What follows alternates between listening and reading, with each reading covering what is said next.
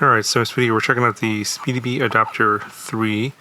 So instead of making a really long, drawn-out video on explaining what the differences are between the 2 and the 3, I will just put up a chart here that is actually on the product page that explains it very simply what the differences are. And yeah, this is actually going to be a pretty short video. I'll refer you back to the Adapter 2 video if you want to have a little lengthier discussion about what these things do. The 3 adds a whole bunch of new features that the 2 does not have. So while the Adapter 2 has Wi-Fi, the Adapter 3 has Wi-Fi and Bluetooth. The Adapter 3 now allows you to do black box data analysis. You can update your BLHeli-S 8-bit ESC firmware with the Adapter 3. However, it is limited to just the standard BLHeli-S, not the Blue Jay or the BLHeli-M or the Jazz Maverick firmware, just the standard one currently. Hopefully they'll change that in the future. The connector on here is now micro USB and USB-C instead of both micro USB. So this will work with those flight controllers that have USB-C now. The Adapter 3 now allows you to turn your Lipos into a power bank. So you can plug in an XT60 Lipo in here, and then out of this USB port is going to be basically up to 30 watts. So it will do all the normal quick charge protocols. And so if you've got a phone or something that will take up to 30 watts of power, you can fast charge your phones and other devices that can quick charge. Now, of course, the days before the SpeedyBee Adapter 2 and the 3 came out, a long time ago, I did talk about the original SpeedyBee app, which is what these work with. And you can just use your phone with an on-the-go cable. So basically, there's a special type of cable that only works with certain phones that supports this feature.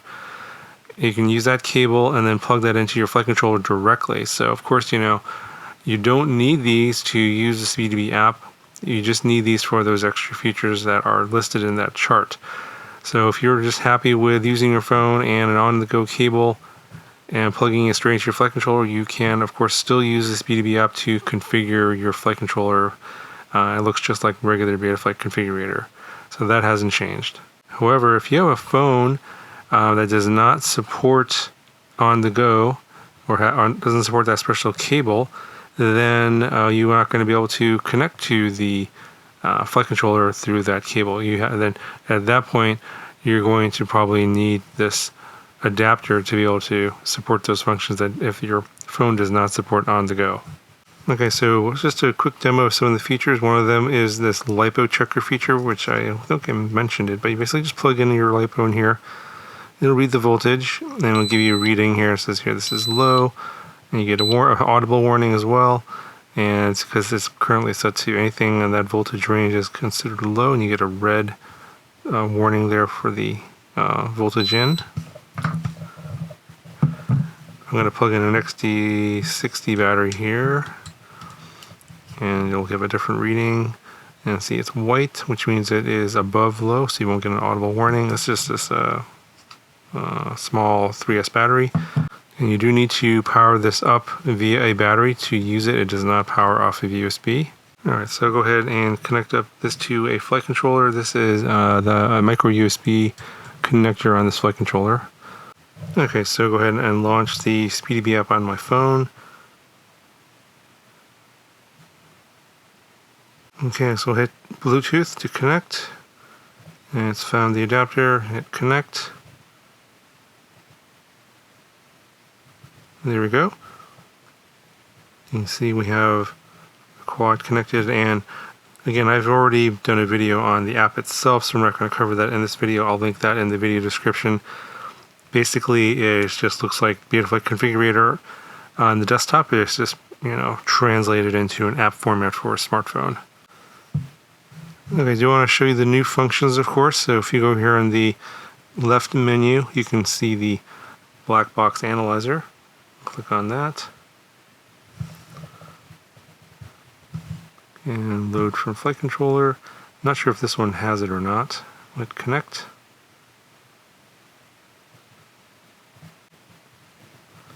Okay, so this flight controller does not have any black box data. That's how you would connect up to the and download the black box data. You can also do flight controller firmware update here as well.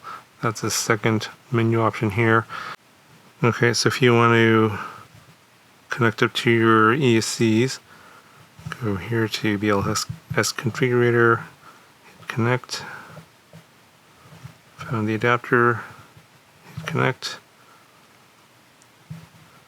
You can see here you can do your motor test. You can flash firmware, but it is limited to just BLS firmware only. You can see identify the GH30 as the target, and only the official targets are available here. Currently, there's no way to load side load firmware at this time.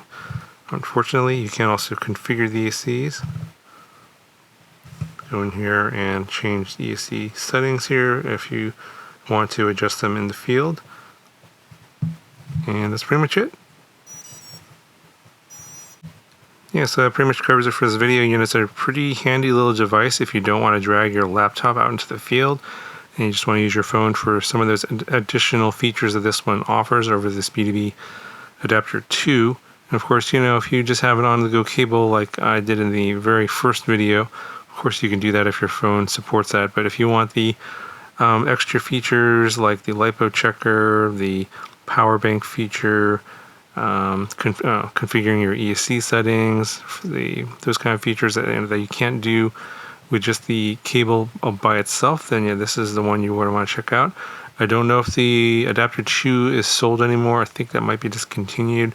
If you're wondering about that, fairly certain that they have discontinued that and are now only selling the Adapter 3. Of course, the 3 has all the same features as the 2, and a lot more, so of course that would make sense. Okay, that's going to do it for this video. If any questions, let me know. Talk to you guys in the next one.